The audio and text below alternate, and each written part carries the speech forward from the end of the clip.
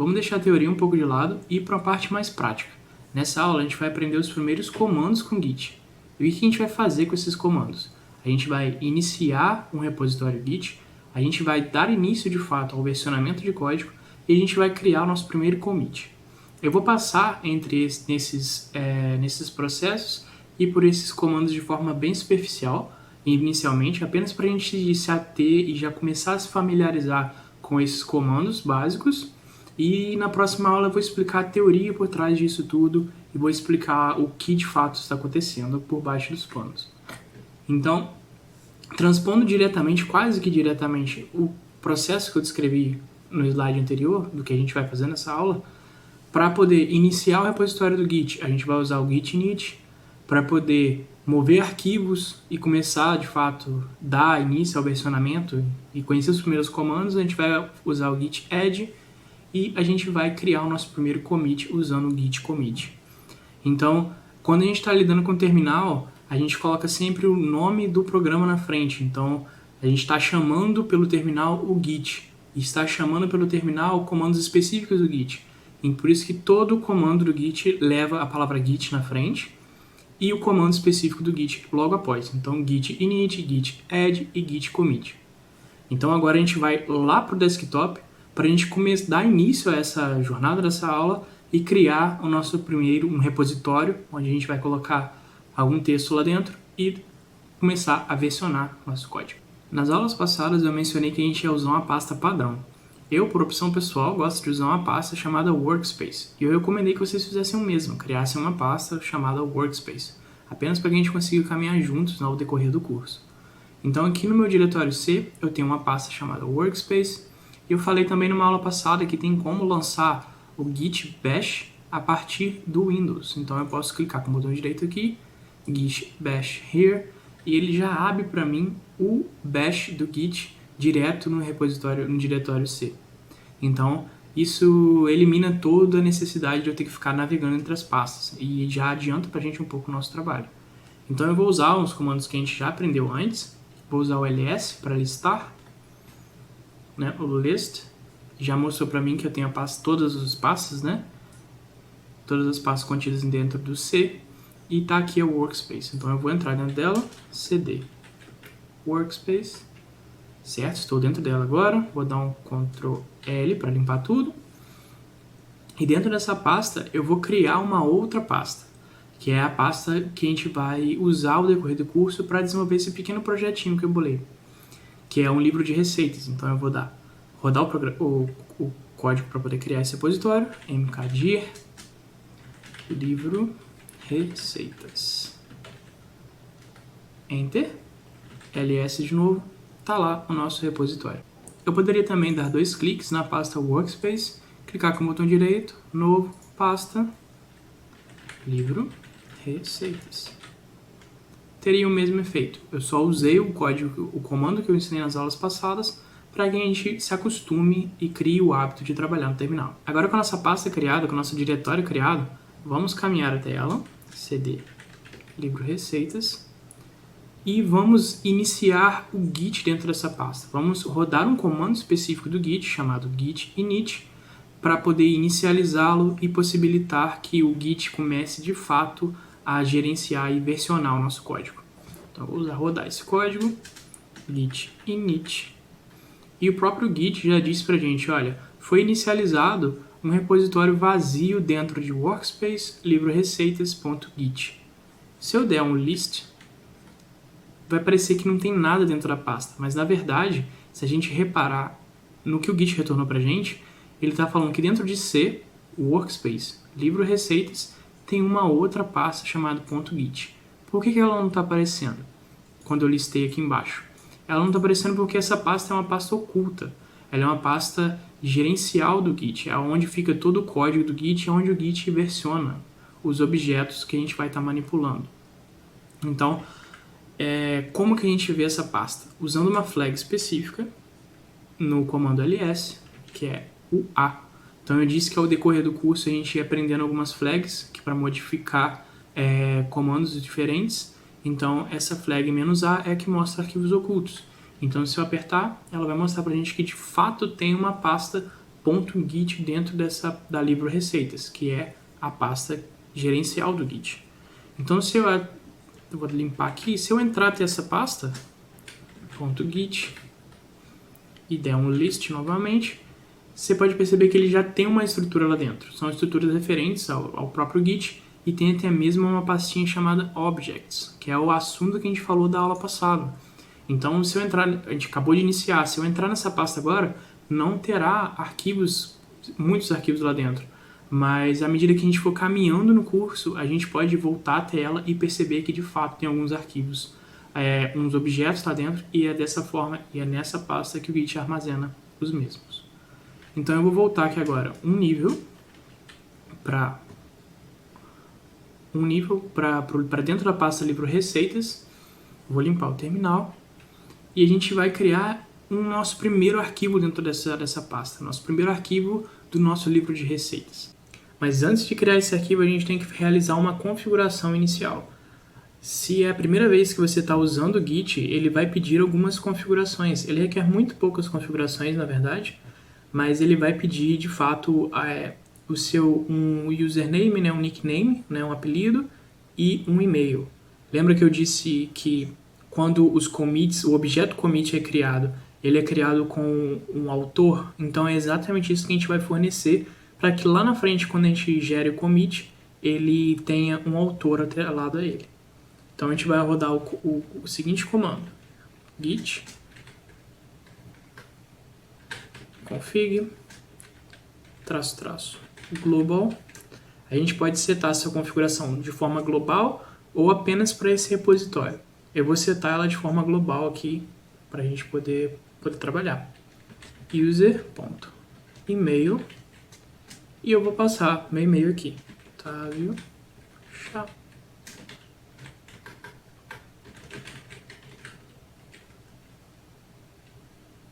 Certo? Enter. E o meu user.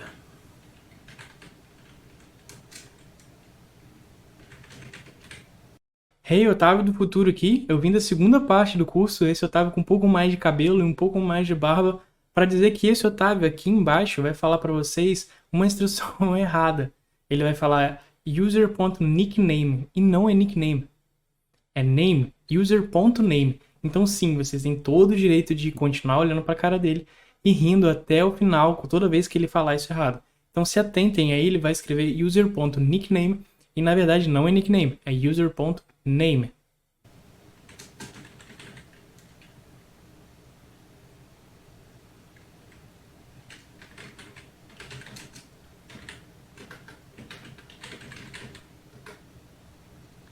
Certo, então agora eu já fiz essa configuração inicial que o Git iria pedir pra gente caso a gente tivesse deixado ela de lado lá na frente. Agora a gente vai criar um arquivo dentro dessa pasta. Eu poderia usar um simples arquivo .txt, mas a gente vai usar um tipo de arquivo diferente chamado Markdown. Então, o arquivo Markdown, ele na verdade nada mais é do que uma forma mais humana de se escrever um arquivo HTML. E por sua vez, caso você não esteja familiarizado também com o arquivo HTML, o arquivo HTML é o esqueleto, a estrutura básica de qualquer página na web. Então aqui no meio tem um exemplo de um navegador, e o texto que está exemplificado nesse navegador é o mesmo texto que está nessa box HTML. Então, para a gente colocar textos de tamanhos diferentes, nós temos a tags HTML H1, H2, H3 e assim por sucessivamente. E transpondo isso para Markdown, para você escrever um título grande, um título de nível 1, você coloca a hashtag antes, uma hashtag, então quer dizer que você está usando H1. Se você colocar duas hashtags, significa que você está usando H2. Se você colocar 3 hashtags, significa que você está usando H3, e assim sucessivamente. Então o Markdown ele é uma forma humanizada de se escrever HTML sem que você tenha que entender como que o HTML funciona de fato. Se você já conhece o HTML, vai ficar mais fácil de entender, mas caso você não conheça, você tem que se ater que quando a gente está usando esse arquivo especial .md, que é o Markdown, a gente está usando atalhos simples, estruturas simples para poder modificar o comportamento desse texto para que ele fique mais bonito. Então, o Markdown ele começa bem simples e a gente pode fazer coisas até bem complexas com o Markdown, bem charmosas, para que o nosso texto fique bem organizado. Então, vamos voltar lá para o desktop para a gente poder criar nosso primeiro arquivo Markdown com o Typora instalado no seu sistema operacional ou usando qualquer editor de texto da sua escolha. Você pode voltar aqui ao nosso repositório, o livro de receitas, e criar de fato um arquivo com a extensão Markdown. Então eu vou criar um arquivo, vou criar uma simples receita. Strogonoff,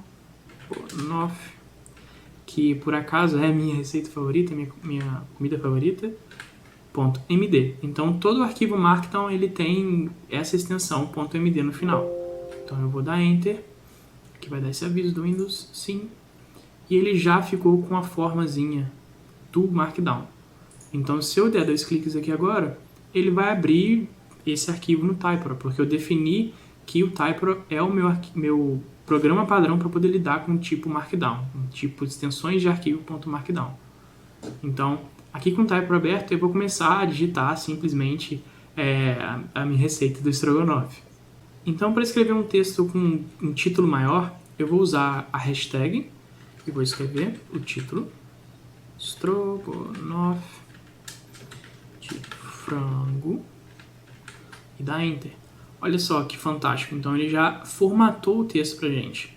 Então eu apenas coloquei a hashtag, a primeira hashtag, dizendo que é um título maior de todos, que é o H1, e dei um Enter e ele já formatou pra gente. Inclusive já colocou uma linhazinha embaixo para deixar tudo bem organizado, tudo bem separado. Então você pode já estar usando o Markdown ou uma variação do Markdown sem perceber no seu dia a dia. Vários tipos de aplicativos de mensageria têm atalhos e formas de você formatar o texto usando caracteres especiais. Então, para usar negrito, por exemplo, você vai colocar 2 estrelas, negrito, e fechar com 2 estrelas. E o texto vai ficar em negrito. Para colocar em itálico, você coloca um underline, escreve itálico e fecha com underline o seu texto, e esse texto fica em itálico. Então é uma forma muito intuitiva de formatar o texto, e é essa forma que a gente vai estar usando aqui. Então eu vou dar seguimento aqui ao minha receita de estrogonofe de frango, e o Typora é legal porque você pode usar até mesmo emoticons. Então se você colocar 2 pontos e passar o nome do emoticon, eu vou usar esse chicken, apenas para deixar bonitinho ali, que é o estrogonofe de frango, como todo estrogonofe tem que ser. Se você gosta de estrogonofe de carne, aí já é contigo, mas a minha preferência pessoal é estrogonofe de frango. Então, apenas para adiantar um pouco, eu já vou colar aqui a receita em si. Sinta-se à vontade para colocar a sua própria receita ou criticar a minha receita e criar uma receita nova, fique à vontade. Então eu coloquei, perceba que esse título aqui é um pouco menor do que o título principal. Se você olhar aqui no cantinho está escrito um H3, então se eu deletar aqui e escrever novamente, 1, 2, 3, ingredientes, e der um Enter, ele formata pra gente, o H3. E como que eu fiz também essa lista não ordenada, que são as listas que tem essas bolinhas? Eu apenas dei um espaço, apertei o menos e dei mais um espaço. Então ele cria pra gente uma lista. Inclusive, se eu continuar escrevendo nessa lista, colocar um novo ingrediente, eu apenas tive que dar Enter e ele já vai completando com novos itens, né? Novas bolinhas. E o mesmo acontece aqui para o modo de preparo, que também é um tipo de lista. E todo tipo de Markdown ele tem um guia, né? Às vezes os Markdowns podem variar, o comportamento básico é difícil variar, então dois asteriscos vão sempre gerar um negrito, um underline vai sempre gerar um itálico, e as hashtags vão mudar o tamanho do título, o tamanho específico do título, mas pode variar para algumas funções mais específicas. Então, se você quiser saber como que o Markdown funciona, saber todas as funcionalidades que a gente pode usar para poder formatar o texto, você pode vir aqui em ajuda e nessa opção Markdown Reference, você pode clicar que ele vai abrir para você um guia falando todos os tipos que a gente pode usar de formatação. Então olha só que legal, para headers, né, e títulos, a gente pode usar as tralhas, né, que são os asteriscos, os hashtags, perdão, para poder formatar o tamanho. A gente pode usar citações, até mesmo criar listas, olha que legal as listas que eu acabei de falar, mas a gente pode criar tasks, que são checkbox, né? A gente criar uma lista de funções e ir marcando, olha, já fiz essa, já fiz aquela, apenas com comandos de texto. Se você colocar menos espaço e esses símbolos aqui, você já cria uma task list para poder trabalhar de forma bem intuitiva.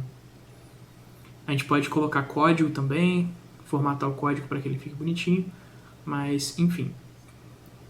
Não vou entrar em muitos detalhes aqui não, fica aí a referência. Caso você queira ver como que você pode formatar o seu texto e ser realmente de fato criativo aí na sua receita de estrogonofe de frango, fique à vontade. Então agora eu vou salvar nossa receita, vou voltar aqui no terminal e vou comitar esse arquivo.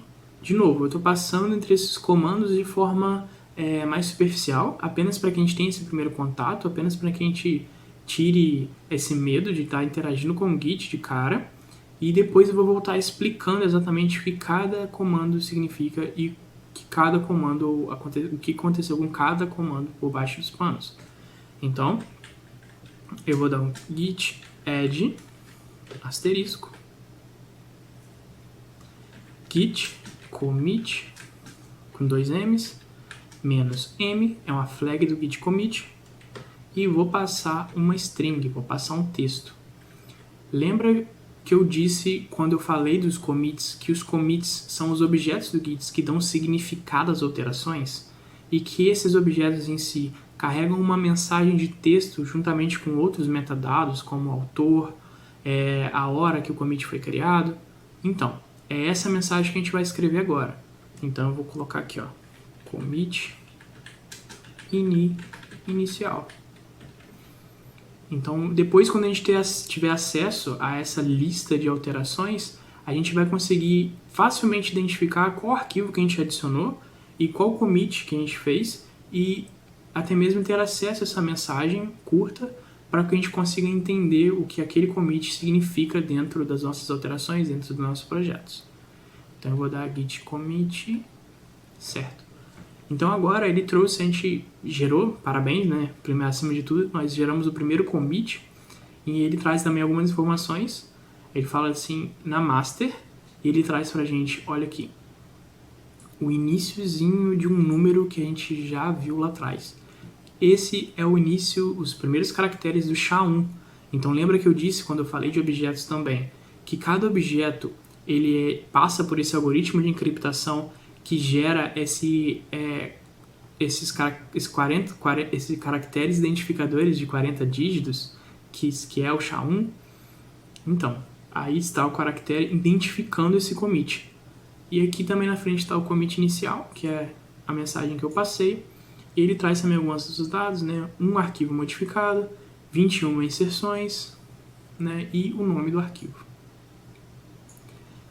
Então, nós aprendemos a criar um repositório, iniciar o Git, iniciar a estrutura do Git para que ele comece a versionar de fato o código.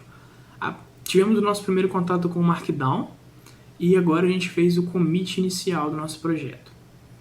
Na próxima aula, a gente vai entender a fundo estados desses arquivos e como o Git identifica que um arquivo foi alterado, como o Git identifica que não foi alterado e como a gente manipula de uma forma mais completa esses estados, como a gente manipula de uma forma mais completa os arquivos. Então, te vejo no próximo.